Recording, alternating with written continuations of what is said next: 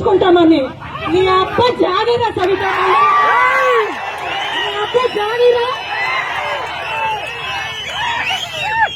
నీకే స్వంత తల్లికే ద్రోహం చేసి ఫోర్జరీ పెట్టి మీ నాన్న ఆస్తిని లాక్కొని ప్రయత్నం చేశావు. స్వంత తల్లికి అన్నం పెట్టలేదు, నువ్వు ఒక అన్నపూర్ణ క్యాంటీన్ పెడతావా? నిన్ను నమ్మి వచ్చిన వాళ్ళందరూ కూడా దగా చేసి నట్టేట ముంచినావు. ఇదే పెనుగొండలో ప్రతి బాటిల్ పైన 10 రూపాయలు తింటున్నావు, తాగుతున్నావు. సిగ్గులేదు నీకు? సిగ్గులేదా నీకు? పర్మిట్ లో, నాన్ పర్మిట్ లో బెల్ట్ షాపులు ఏరైపోతున్నాయి. దీని గురించి మాట్లాడంటే జగన్మోహన్ రెడ్డి గారిని అంటావా నువ్వు? ఎవరు నువ్వు అనేకి? నీ అర్హత ఏమి? నీ మామకు వెన్నుపోటు పొడిచి ఫోర్జరీ కొట్టి డబ్బొస్తే నువ్వు మంత్రి అయినావు. ప్రజల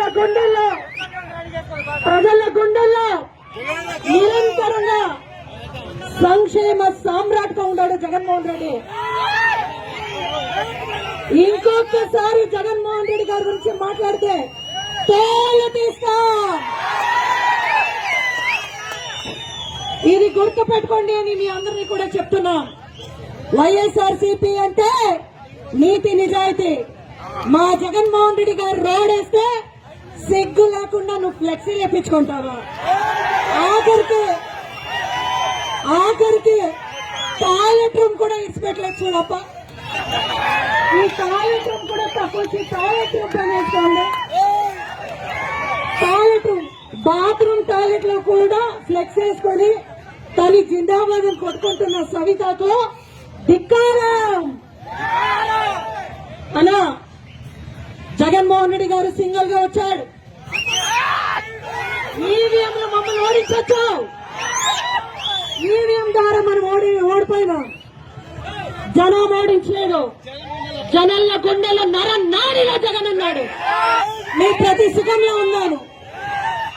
ఈ పెనుగొండలో మళ్ళా, పెనుగొండ కోట పైన మళ్ళా డెఫినెట్ గా వైఎస్ఆర్సీపీ జెండా ఎగరేస్తుంది. చాలా మంది విలేకరు సహోదరులు, చాలా మంది విలేకరులు, ఆమెకి భయపడే విలేకరులు, మేము మాట్లాడింది చూపించండి, చూపించి అడగండి. ఇత్నాలు ఏం చేస్తున్నారని అడగండి.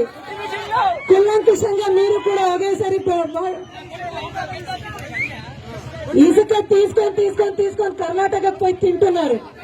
కడపకి టీడీపీ వాళ్ళు అన్నం తింటలేదు, ఇసుక తింటారు, మట్టి తింటారు. మెడికల్ కాలేజ్ కూడా భారీ ఎత్తున మల్లారెడ్డి గారి రాష్ట్రానికి మళ్లీ ముఖ్యమంత్రి అవుతాడు. ఈవీఎంతో గెలిచిన ఈ మంత్రులు, ఈ ఎమ్మెల్యేలు ఎల్ల కాలానికి కూడా వాళ్ళ దౌర్జన్యం సాగదు. మా లాంటి వైఎస్ఆర్సీపీ వాళ్ళు అపోజిషన్ లో ఉండే వరకు, ప్రజలకు మంచిది జరిగే వరకు పోరాడతాం.